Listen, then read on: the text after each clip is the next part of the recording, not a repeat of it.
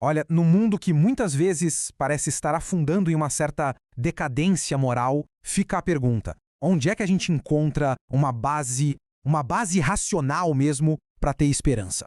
A resposta talvez não esteja onde a gente imagina, mas na própria estrutura da realidade. Vamos dar uma olhada nisso?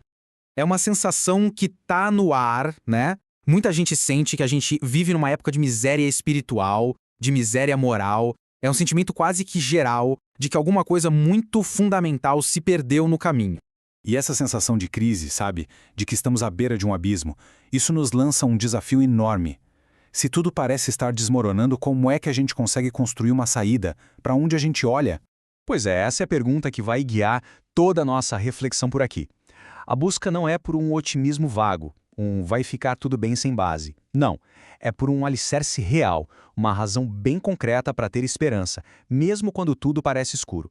E olha que interessante. Uma pista muito poderosa para essa resposta pode ser encontrada não na filosofia mais complexa, mas num clássico da nossa literatura brasileira. Estamos falando de A Igreja do Diabo, do mestre Machado de Assis. É uma parábola simplesmente brilhante, onde o diabo tem uma ideia: fundar a sua própria igreja aqui na Terra. Uma igreja que, claro, prega abertamente o mal. E no conto, o diabo tem um sucesso, assim, estrondoso. A humanidade adere em massa à doutrina dele. As virtudes são trocadas pelos vícios, tudo como ele planejou. Só que aí, para sua total frustração, ele descobre que os seus fiéis, depois de praticarem o mal em público, iam para casa e praticavam bem às escondidas. Eles simplesmente não conseguiam evitar. E aqui está a sacada genial do Machado, a moral da história. A natureza humana é, por essência, contraditória. Mesmo quando as pessoas estavam totalmente dedicadas ao mal, elas ainda se sentiam atraídas pelo bem. O bem, ele persistia. Essa pista que a literatura nos dá acaba nos levando para uma questão ainda mais profunda. Para a gente poder entender essa contradição humana, primeiro a gente precisa entender a natureza do próprio mal. Então, vamos direto ao ponto. O que é, na sua essência, o mal? É uma força? Uma substância? É uma entidade? Alguma coisa que existe por si só? Aqui a definição de Santo Tomás de Aquino é nossa, ela é fundamental. Ele argumenta que o mal não é uma coisa em si. Na verdade, o mal é a ausência do bem. A melhor analogia é a da escuridão. A escuridão não existe por si só. Ela é simplesmente a ausência da luz. E se a gente para pensar, isso tem uma consequência lógica que é imediata e muito poderosa. Se o mal é uma ausência, ele é um parasita. Ele precisa de um bem para poder existir, assim como um buraco precisa de algo em volta dele para ser um buraco. Um mal absoluto, totalmente desconectado de qualquer bem, seria um nada absoluto. Não seria nada. Essa definição nos ajuda a entender um dos maiores mistérios da nossa condição humana: a sedução do pecado. Por que será que os atos maus são tão atraentes? O ponto crucial é esse. Se o pecado fosse pura maldade, pura ausência de tudo, ele não teria nada de desejável. Ninguém o escolheria. A verdade é que todo pecado é, na verdade, uma busca distorcida por algo que, na sua origem, é bom. É só a gente olhar os exemplos. O ladrão, no fundo, ele busca o bem da riqueza. O adúltero está buscando o bem da intimidade. Até os piores tiranos da história agem em nome de uma visão completamente distorcida de um mundo melhor. Eles não criam o mal do nada. Eles pegam um bem que existe e o pervertem. Ok, então agora é hora de juntar todas essas peças. É justamente essa compreensão sobre a natureza do mal que nos oferece uma base sólida, racional para a esperança. E aqui vem a conclusão poderosa. Se o mal é só uma ausência que parasita um bem, isso significa que onde quer que o mal exista, o bem também tem que estar presente, sustentando a própria existência daquela situação, por pior que ela seja. Essa é a frase para a gente guardar, é o fundamento da nossa esperança. Se algo existe, não importa o quão corrompido ou decaído esteja, esse algo possui um grau de ser. E como o ser é bom, então o bem está ali. A esperança não é negar a miséria, mas sim encontrar o bem que sobrevive dentro dela. Essa passagem famosa do Sermão da Montanha reforça muito essa ideia. A lição é que, como o bem é a realidade fundamental, ele está sempre disponível para quem o busca. Não é uma promessa de que o mal vai sumir, mas é a garantia de que o bem sempre pode ser encontrado, mesmo dentro do mal. E se por acaso ainda resta alguma dúvida, a prova definitiva desse princípio todo pode ser encontrada no exemplo mais extremo da história da humanidade. A crucificação. Ela representa o pico da miséria humana, a injustiça em seu nível máximo. Nela, o bem absoluto sofreu mal na sua forma mais pura, humilhação, tortura e morte. É difícil imaginar um mal maior do que esse. E, no entanto, deste ato de mal supremo, o que foi que emergiu? O maior bem possível, a ressurreição, a vitória sobre a morte, a redenção.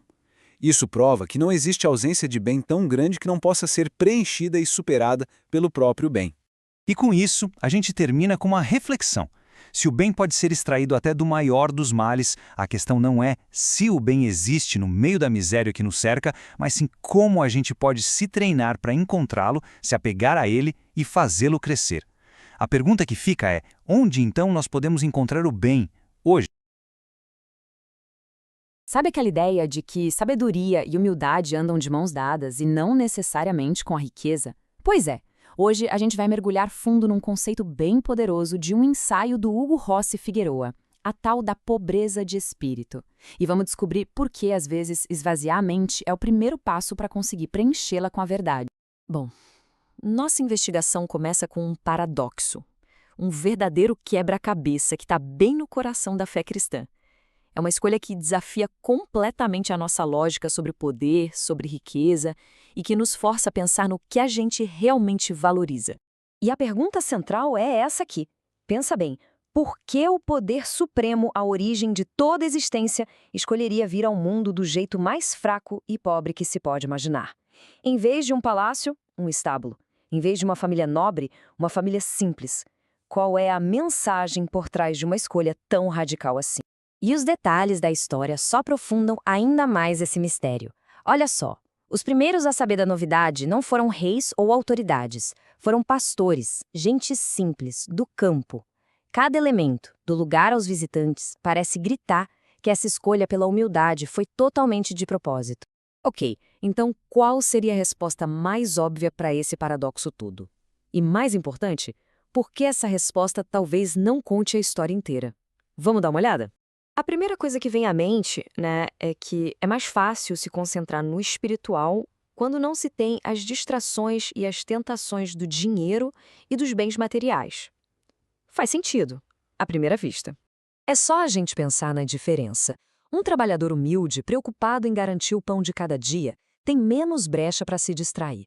Agora, um rei poderoso, cercado de luxo e com tudo ao seu alcance, o risco de se perder no prazer pelo prazer e esquecendo do que é realmente essencial é enorme. A riqueza pode acabar virando uma armadilha. Só que a própria narrativa que a gente está analisando nos dá um exemplo muito forte que vai contra essa ideia. Um exemplo que mostra que a coisa não é tão preto no branco assim.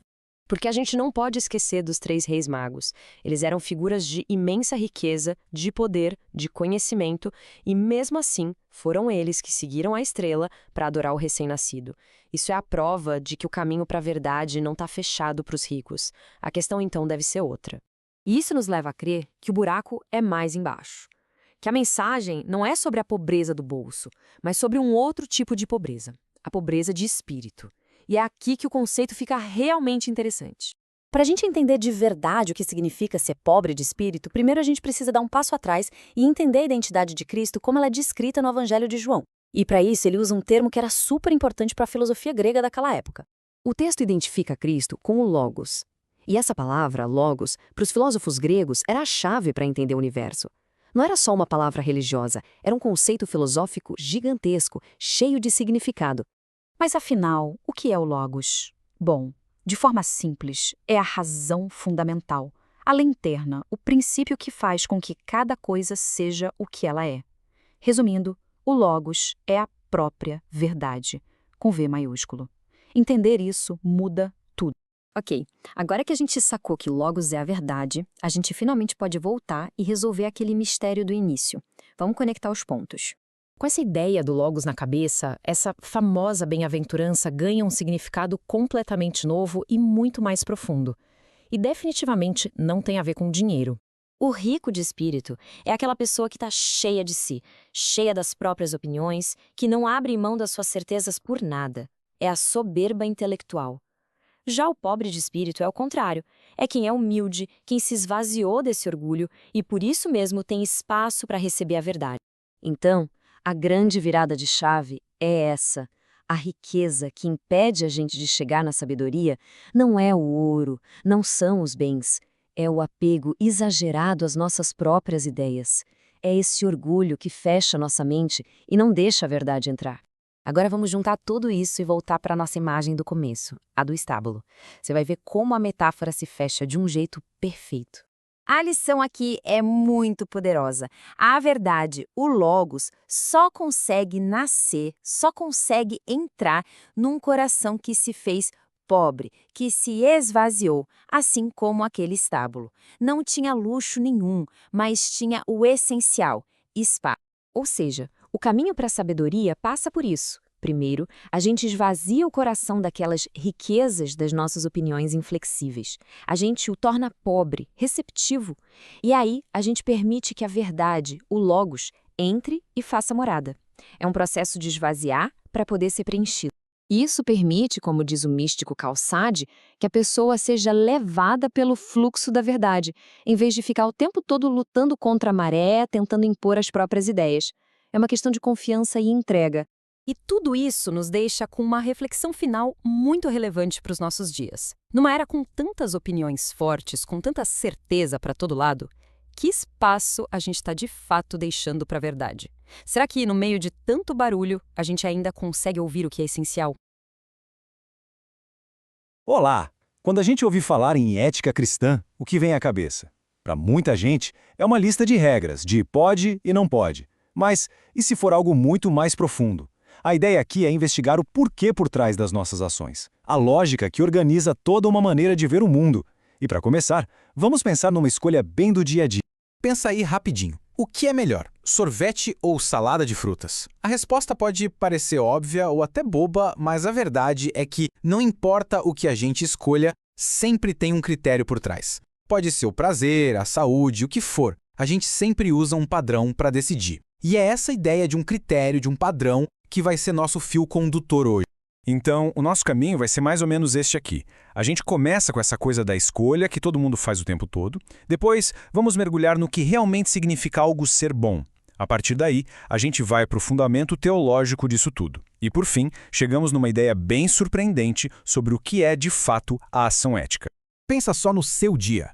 Desde a hora que o despertador toca até a hora de ir para a cama. É uma decisão atrás da outra. E o ponto central é que, mesmo quando a gente não percebe, sempre existe um motivo, um critério que guia o que a gente faz. E aí vem uma provocação bem interessante. O material que a gente está analisando diz que mesmo a pessoa que fala nada é certo ou errado, na hora do vamos ver, não age de forma aleatória. Ninguém escolhe ser atropelado em vez de usar a faixa de pedestres, por exemplo. Na prática, todo mundo usa algum padrão para conseguir viver no mundo. Ok, então se a gente está o tempo todo escolhendo o que parece melhor ou bom, o que essa palavra quer dizer afinal? A proposta aqui é deixar de lado a ideia de bem como só um sentimento bom. Vamos pensar no bem como uma medida de quão perfeito algo é naquilo que ele se propõe a ser. Vamos pegar um exemplo bem pé no chão, um bife. O que faz um bife ser bom? A gente logo pensa, macio, suculento, no ponto certo. Ele é bom porque ele corresponde perfeitamente à ideia, à essência do que um bife deveria ser. Um bife ruim, por outro lado, é aquele que falha em ser um bife de verdade. Essa analogia simples é a chave para entender todo o resto. E se o bife não convenceu, vamos pro futebol. Por que o Lionel Messi é genial? Não é só porque ele faz gol, é porque ele parece que personifica a essência do que é ser um jogador de futebol. Cada toque, cada decisão parece um reflexo do ideal do jogo. Já um jogador ruim, bom, às vezes parece que ele nem tá jogando futebol, né? Ele simplesmente não corresponde à natureza do jogo. Certo, já usamos bife, futebol, exemplos do dia a dia. Agora, vamos um passo além. Se a gente sabe o que é um bom bife ou um bom jogador, isso não quer dizer que a gente tem na nossa mente um padrão ideal de bondade, de perfeição, que a gente usa para comparar tudo? Bom, na estrutura teológica que a gente está vendo, esse padrão absoluto de perfeição tem um nome: Deus. A ideia é que esse ser supremo contém o grão máximo de tudo que a gente valoriza: bondade, verdade, beleza. Ele não é só um ser bom, ele é a própria bondade. É a régua definitiva. Sendo assim, cada ação nossa pode ser vista como um ponto numa escala, e a gente está sempre, mesmo sem perceber, tentando se mover na direção do que a gente julga ser melhor. ou seja, mais perto desse ideal de perfeição. Até quando a gente escolhe o sorvete, a gente está buscando o que, naquele instante, parece ser a perfeição do prazer. A gente está sempre buscando o bem. E agora, a gente chega no coração da coisa toda. E a escala aqui não é mais humana, é cósmica. A questão é apresentada como um verdadeiro drama universal que precisa de uma solução igualmente universal. Vamos tentar entender as peças desse quebra-cabeça. O primeiro conceito é o de logos. Pensa no logos como se fosse a planta do arquiteto para o universo, sabe? É a razão, a ordem, a lógica divina que estrutura e sustenta tudo o que existe. É o princípio de perfeição que dá sentido a toda a criação. Ok, se existe essa ordem perfeita, o logos, qual é o problema? O problema é uma espécie de entropia teológica. Como tudo que é criado é limitado e não é o próprio logos, existe uma tendência natural de se afastar dessa ordem, de se desintegrar. É como uma máquina perfeita que, com o tempo, começa a enferrujar e se desfazer, caminhando para a desordem. E aqui, a gente vê o drama cósmico em 3 atos. Primeiro, a ordem, tudo alinhadinho com sua fonte. Segundo, o afastamento, a queda na entropia. E terceiro, a solução. A encarnação é vista como o ato de religar a criação com sua fonte de ordem. Cristo, nesse sentido, seria a ponte que restaura essa conexão que foi perdida. É por isso que, dentro dessa visão, a encarnação não é só um evento histórico. É um imperativo cósmico. É como se o próprio Logos, a própria razão divina, entrasse na criação para resgatar ela da desordem, unindo de um jeito perfeito o divino e o criado e reordenando a realidade de dentro para fora.